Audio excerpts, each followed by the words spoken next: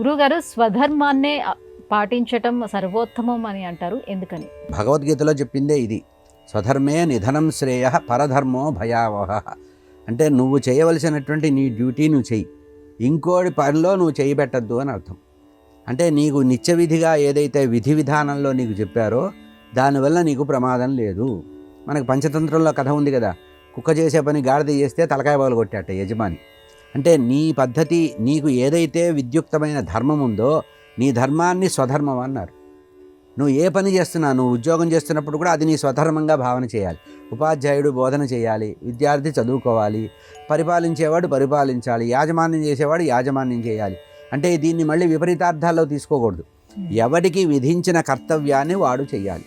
ఇప్పుడు ఉదాహరణకి వైద్యుడు చేసే పని, సైన్యంలో సైనికుడు చేసే పని వేరే ఉంది. ఇక్కడ వైద్యుడు కూడా ఆయుధాలు వాడతాడు ఆపరేషన్ చేసేటప్పుడు, సైనికుడు కూడా ఆయుధాలు వాడతాడు, సైన్యం దొంగ కూడా వాడతాడు. అంటే అర్థం ఏంటంటే ఇది కొన్ని చోట్ల పవిత్రంగా చేయబడుతుంది. వైద్యం చేసేటప్పుడు కానీ యుద్ధం చేసేటప్పుడు కానీ అది అక్కడ హింసాదోషం రాదు. కనుక దోషభూయిష్టమైనటువంటి పనులు చేయకుండా, దూష్యమైనటువంటి పనులు చేయకుండా నువ్వు చేసినటువంటి పని వల్ల నీకుతో పాటు 10 మందికి ఉపకారం జరగాలి. నీకు అందులో నైపుణ్యం ఉంటే అది నీ స్వధర్మం అవుతుంది. కనుక విద్యుక్తంగా నీకు ఏ భగవంతుడు ఏ విధినైతే ఏర్పాటు చేశాడో ఆ ఏర్పాటు మీద నువ్వు తాదాత్మ్యంతో ఏకాగ్ర మనస్సుతో నువ్వు చెయ్యి. నువ్వు చేయాల్సిన పనిని స్వధర్మం అంటారు. మనం చేయవలసినటువంటి బాధ్యత, డ్యూటీ ఏదైతే ఉందో అదే స్వధర్మం. అంటే ఆ రోజుల్లో చెప్పినటువంటి మాటని మనం ఈ రోజుకు అన్వయించుకుంటే ఇది స్వధర్మం అంటే అర్థం ఏంటంటే నీకు నియుక్తమైనటువంటి ధర్మం, నీ ఎలిజిబిలిటీ. ఉదాహరణకి కలెక్టర్ ఆఫీస్లో ఉన్నారండి, కలెక్టర్ ఆఫీస్లో బయట కూర్చునే వ్యక్తి ఉంటాడు, ఆఫీస్లో కూర్చునే వ్యక్తి ఉంటాడు, లోపల కూర్చునే వ్యక్తి ఉంటారు. ముగ్గురు సమానం అని అంటున్నామా మనం? అక్కడ మాత్రం ఆ భేదాలు చూపిస్తున్నాం మనం. ఇతర విషయాల్లోకి వచ్చేటప్పటికి ప్రత్యేకంగా ఆలోచిస్తున్నాం. కనుక నీ స్థాయిలో నీ యోగ్యతను అనుసరించి, నీకుండేటువంటి ఆ నైపుణ్యాన్ని అనుసరించి నీకు ఏ ధర్మం అయితే నీకు నిర్ణయించారో దాన్ని స్వధర్మం అన్నారు. అది స్వధర్మం చాలా శ్రేష్టమైనది.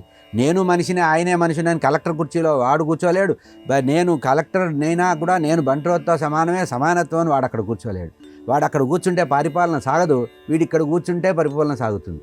కనుక దీన్ని స్వధర్మం అన్నారు. ఎవడి క్లాసిఫికేషన్లో ఎవరు ఏ పని చేయాలో, ఎవరు ఏ పని చేయడానికి నియమించారో ఆ నియమించిన పనులని కర్తవ్య దృష్టితో నిష్ఠతో చేయడాన్నే స్వధర్మం అంటారు. అంటే నువ్వుగా జీవించు, నీ ధర్మంలో నువ్వు జీవించు, పరధర్మం చాలా ప్రమాదము. అంటే నీకు నైపుణ్యం లేని పని నువ్వు చేయడం వల్ల ప్రమాదం అవుతుంది. ఇప్పుడు నాకు రేడియో రిపేర్ రాదండి, రేడియోను ఓపెన్ చేసి పెట్టాను అనుకోండి, మళ్ళీ ముయ్యడం నాకు రాదు, అక్కడ పరధర్మమే అది. కనుక ఏ పనిలో అయినా కూడా నైపుణ్యపరమైనటువంటి విషయం స్వధర్మం, నైపుణ్యం లేని విషయాన్ని పరధర్మంగా మనం అన్వయించుకోవచ్చు. దీని పూర్వకాలంలో చెప్పిన స్థాయి వేరు, పద్ధతి వేరు.